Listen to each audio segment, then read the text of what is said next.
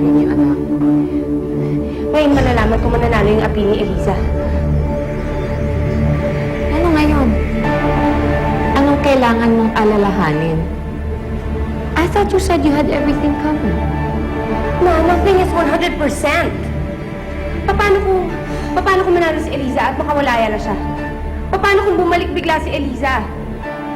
Ma, ang buhay na pinaghirapan kong buuin, lahat yun mawawala. I worked hard for this. Alam ko ang hirap na pinagdaanan mo para makuha ang lahat ng ito. Kaya nga, you have nothing to worry about dahil panalo ka na. Salamat, attorney. Salamat na ang totoo. Lumakas na ang katotohanan. Sana mapatawad mo ko sa nagawa ko. Sana maintindihan mo na ipitak ko hawak nila yung anak ko eh. Rin, huwag ka mag-alala. Naiintindihan kita. Ina rin ako. Napakabuti mo, Eliza. Makakauwi ka na. Makikita mo na yung pamilya mo. Magiging ina ka na muli sa anak mo.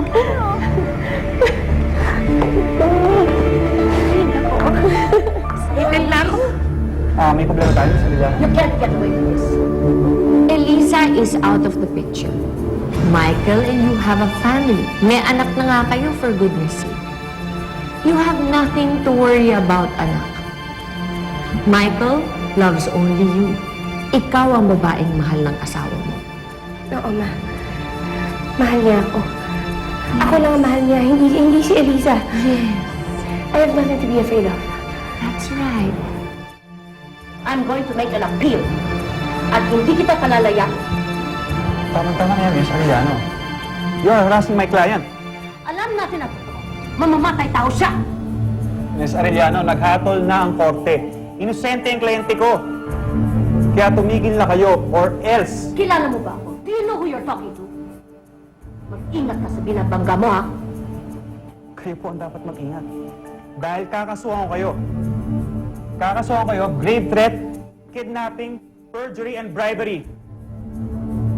Kaya wag na po kayong magtaka.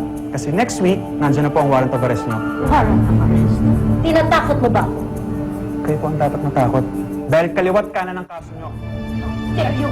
How dare you! Mag-ingat ka! And I promise you, I'll be back! Hindi pa ako tapos! Hindi pa ako tapos, Eliza!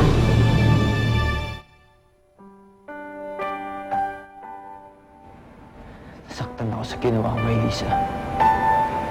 Galit ako sa'yo.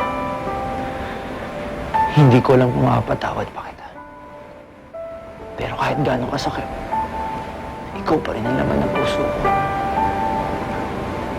Mahal pa rin kita. Elisa, dito ka muna. Habang hinintay natin ang Director of Prisons for your release paper.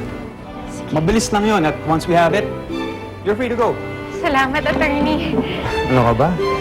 Araw ka na nagpapasalamat sa akin. Walang anuman yun. Eh, yun naman kasi talaga yung nararamdaman ko eh. Tsaka, malaki ang utang na loob ko sa inyo. Dahil sa inyo, makakalaya na ako. Elisa, wala yun.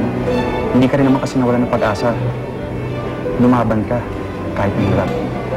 Kaya lang naman ang nagbigay ng lakas ng loob ko eh. Kaya lang ang dahilan kung bakit ako matapang. Hindi ko alam kung paano ako makakabawi sa inyo. Sapat na sa akin na nakatulong ako sa isang walang kasalanan, Elisa. At sa wakas, alam ko na rin na pagkatapos ng 7 taon na makakalaya ka na, makakapili mo na pamilya mo. Ano balita kay Eliza? Talo tayo, Sofia. Napawalang sala si Eliza. Ano? Paano nangyari yun? Akala ko ba makikipag-areglo ka sa abogado niya? Hindi ko siya nakuha. Ayaw magpabayad. Kaya nagtuloy ang kaso. Acquitted na si Eliza. Kaya lalabas na siya sa kulungan, Sofia. Mrs. Arellano naman, bakit ngayon niyo lang sinasabi sa akin lahat ng to? Akala ko pa naman maayos yung lahat. I don't have to update you every minute. Madami akong inasikaso dito. Sinampahan ako kung ano-anong kaso. Paano yan?